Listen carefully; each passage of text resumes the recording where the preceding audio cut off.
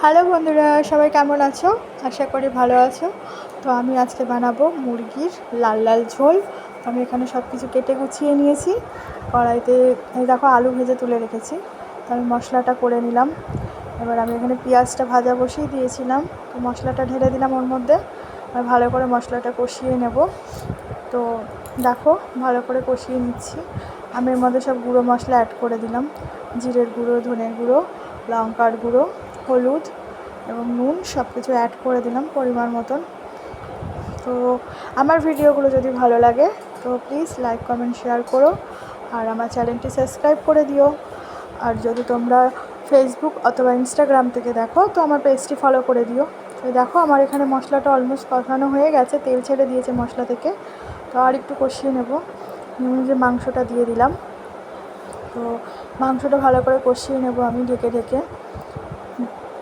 অল্প আছে, আমি ভালো করে এটা ঢেকে ঢেকে কষিয়ে নেবো যাতে মাংসটা কষানোতে অর্ধেক সিদ্ধ হয়ে যায়। তো মাংসটা যত কষাবে ততটাই ভালো লাগবে খেতে।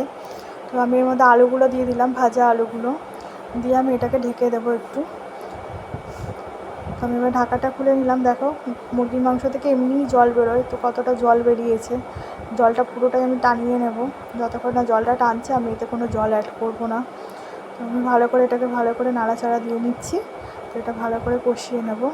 তো আমি আরেকটুটা ঢেকে দেবো। ঢেকে ঢেকে যতটা করা যায় আর কি। যতটা তুমি ঢেকে ঢেকে করবে জিনিসটা ততটা খেতেও সফট হবে মাংসটা। আর সে কষানোতে মাংসটা ভালো সিদ্ধ হয়ে যাবে। তো আমি এটা ভালোভাবে এইভাবে করে নেবো। তো আমি এবার জলটা দিয়ে দিলাম, অনেকক্ষণ কষিয়ে নিয়েছি আমি। তো আমি এর মধ্যে জলটা দিয়ে আর একটু ঝোল দেবো, দিয়ে আমি এটা ঢেকে দেবো। তো আমি আর একটু জল দিয়ে দিলাম, দিয়ে আমি এবার এটা ভালো করে ঢেকে দেবো। এবার এটা ঢেকে ঢেকেই হবে আমার এই মাংসটা। তো বন্ধুরা, আমার রেসিপিগুলো কেমন লাগে তোমরা অবশ্যই কমেন্ট করে জানাবে। তোমাদের কমেন্ট আমার জন্য অনেক গুরুত্বপূর্ণ। তো দেখো আমি এখানে গরম মশলাটা দিয়ে দিলাম। তো গরম মশলাটা দিতে গিয়ে প্যাকেটটা পড়ে গেছিলো হাত থেকে। এক হাতে করতে একটু অসুবিধাই হয়ে যায়। এক হাতে ধরে এক হাতে করা একটু অসুবিধা হয় আর কি। যেহেতু নতুন, আর কোনো ভুলচুক করে অবশ্যই ক্ষমা করে দিও।